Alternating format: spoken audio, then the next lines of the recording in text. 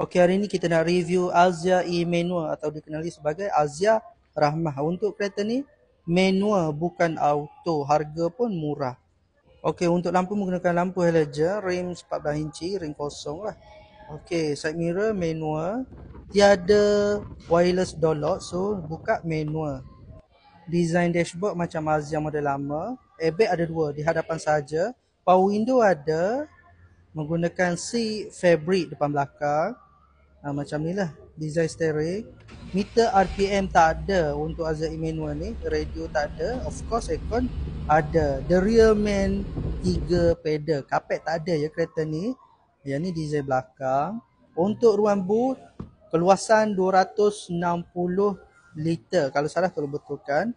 Yang ni ramai silap. Ada tayar spare sebenarnya. Untuk Alzia E manual ni ada 3 color. Ivory white, grey dengan glittering silver.